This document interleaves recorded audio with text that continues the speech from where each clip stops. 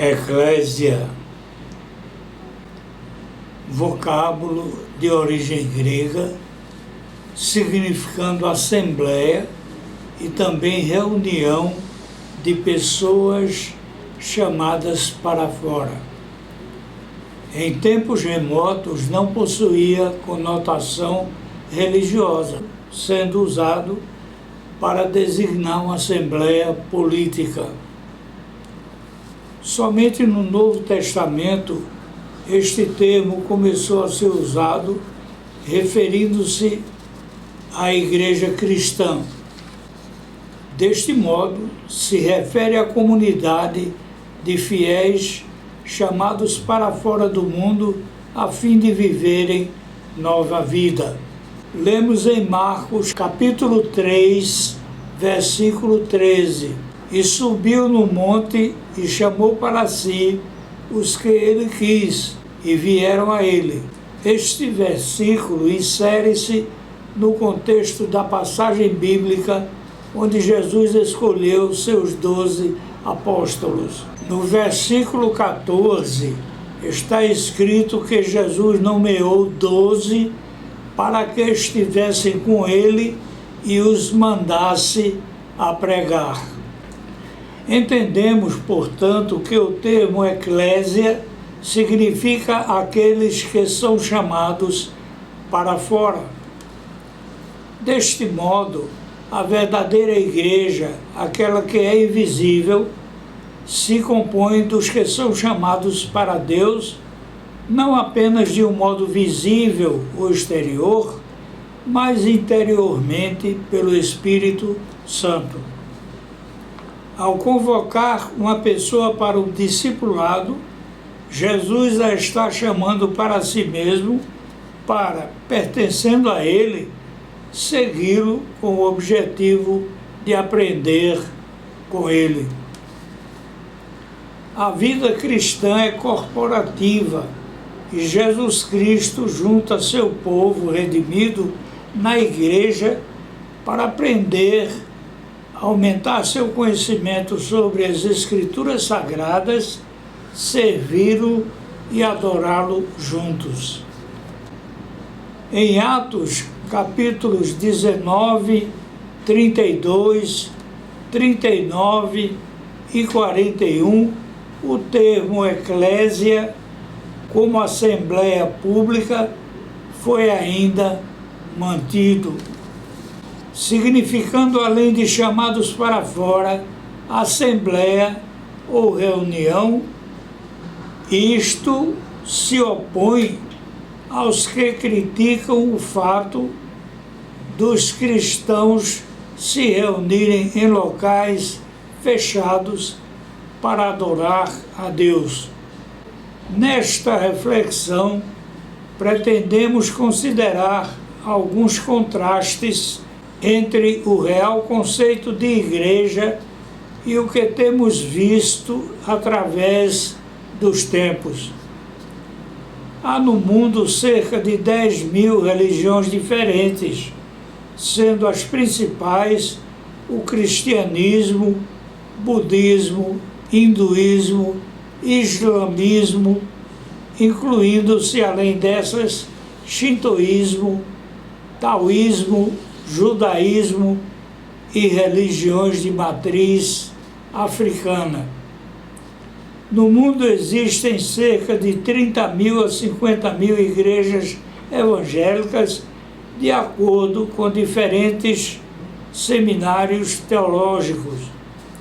Conforme estimativas da Receita Federal, o número de igrejas evangélicas no Brasil pode chegar a 172.500 igrejas. As diferentes denominações evangélicas se dividem em 3 grandes correntes: as igrejas históricas, as quais tiveram origem na Reforma Protestante no século XVI, como metodistas, presbiterianas e batistas; as igrejas pentecostais, que têm por foco a manifestação do Espírito Santo, curas e dons espirituais; e as neopentecostais, as quais surgiram em época mais recente, que se caracterizam na ênfase da teologia da prosperidade, entre as quais citam-se a Igreja Universal, Bola de Neve e Renascer.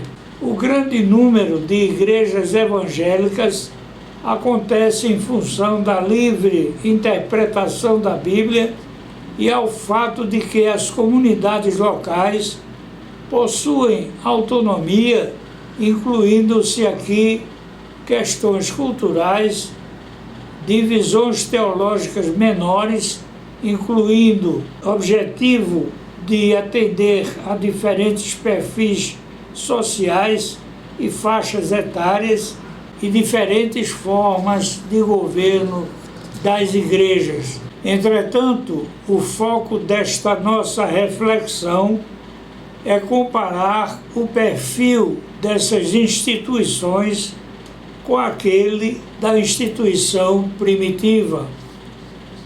Consideramos inicialmente o que está escrito em Lucas capítulo 9, versículo 32. Se alguém quer vir após mim, negue-se a si mesmo e tome a cada dia a sua cruz e siga-me.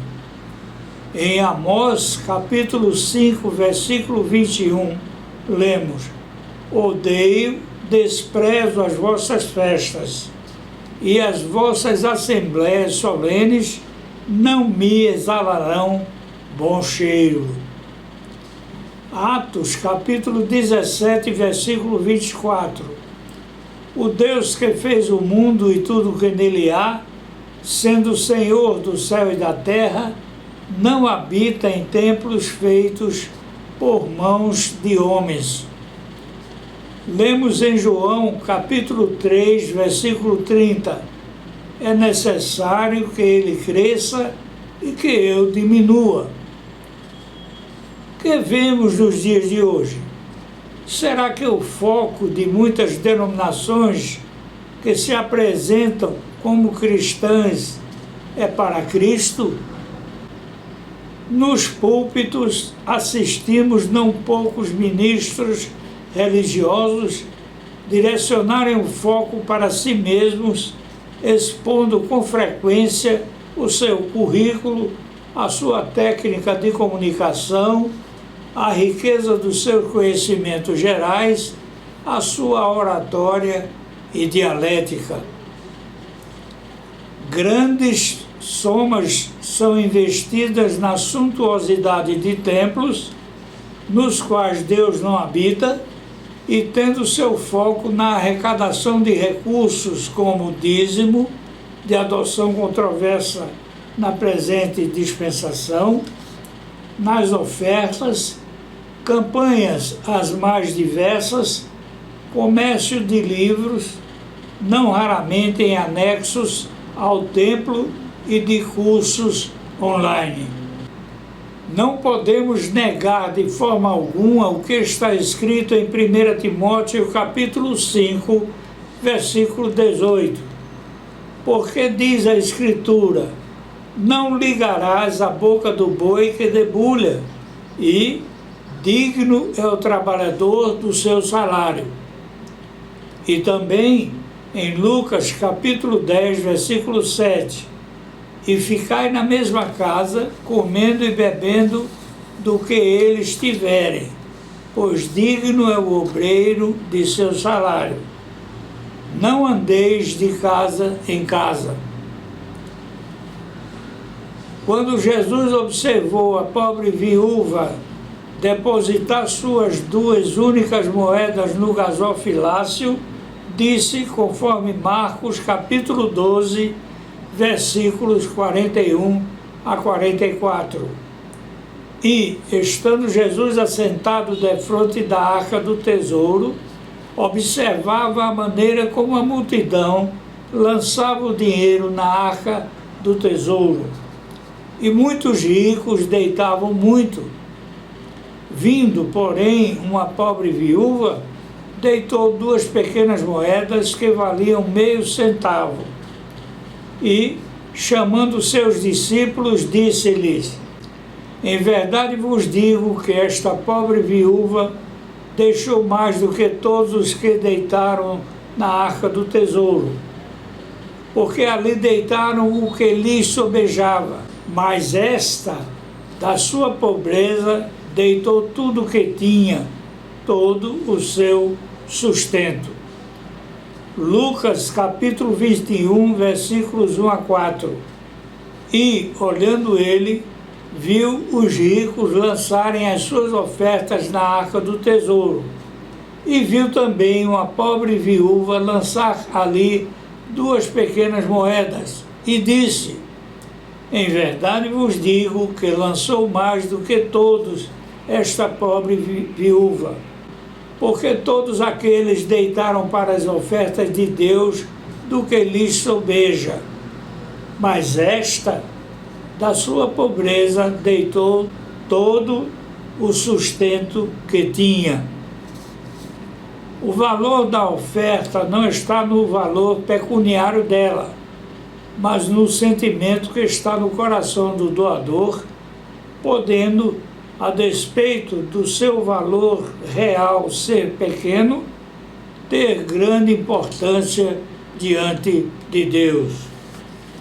O dízimo, entretanto, é um mandamento da lei, e aquele que opta por cumprir um item da lei, obrigado torna-se de cumprir todos, de modo que o que falha no cumprimento de um só mandamento da lei é réu de todos, pois ela não veio para salvar, mas para pôr em evidência o pecado e a incapacidade do homem de salvar-se a si mesmo por seus próprios méritos ou esforços, apontando, portanto, para a necessidade de um Salvador, pois conforme está escrito em Romanos, capítulo 3, versículo 23, lemos: todos pecaram e destituídos estão da glória de Deus. Por isso, Deus, desde os tempos da eternidade, concebeu um plano de salvação para seus escolhidos, sendo a salvação pela graça de Deus, independendo dos méritos individuais. Nós não entendemos, como também muitas outras questões na palavra de Deus.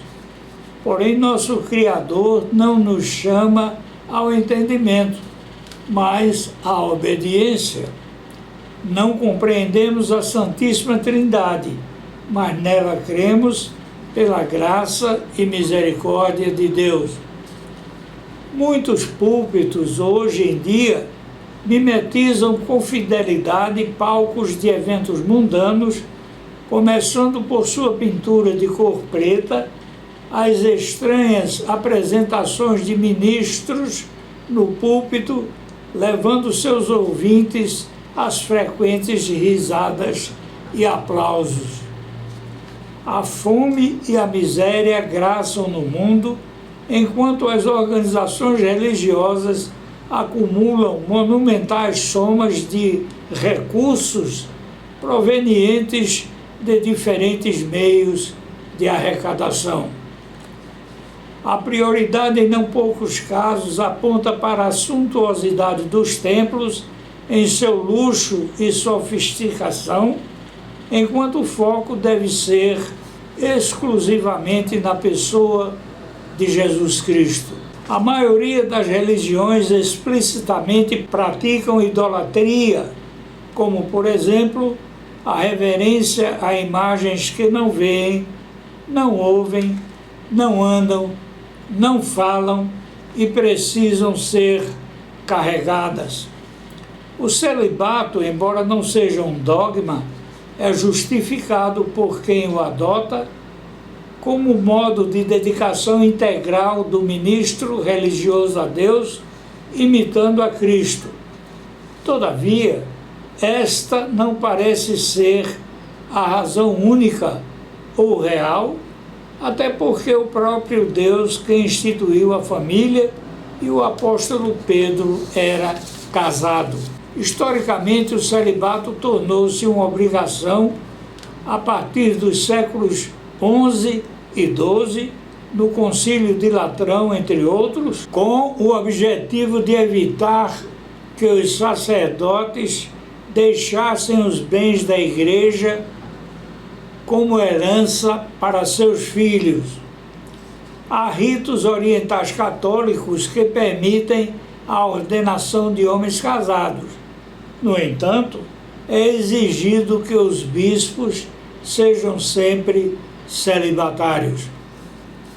Muitos louvores que em nada diferem dos espetáculos mundanos, com seus canhões de luz multicolorida, névoa, vestimenta dos seus atores, ritmo de suas músicas, sendo, como se pode considerar em alguns casos, a música gospel que repugna a Deus.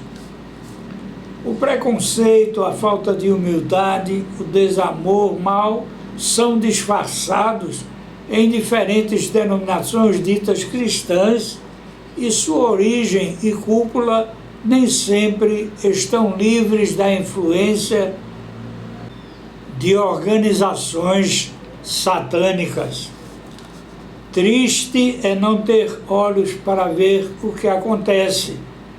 Não importa o seguimento de liturgias, o cumprimento de mandamentos, quando a Bíblia diz que se nos limitamos a cumprir mandamentos, somos servos inúteis, conforme está escrito em Lucas capítulo 17, versículo 10. Assim também vós, quando fizerdes tudo o que vos for mandado, dizei, somos servos inúteis, porque fizemos somente o que devíamos fazer. O que vemos à nossa volta faz parte do quadro descrito nas Escrituras como indicativos dos últimos tempos.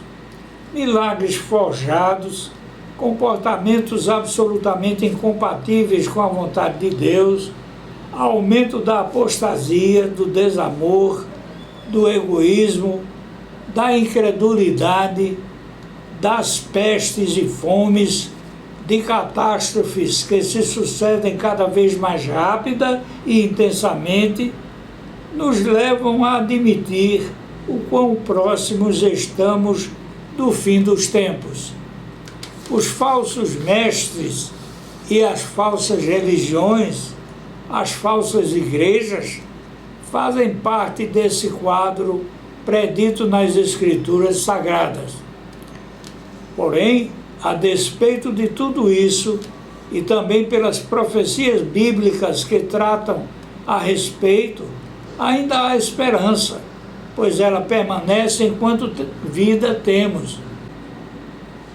E diante do fiel cumprimento de tudo quanto foi profetizado, sabemos que há uma luz no fim do túnel, que a esperança ainda não morreu para os que têm ouvidos para ouvir o irresistível convite de Deus na pessoa de Jesus Cristo.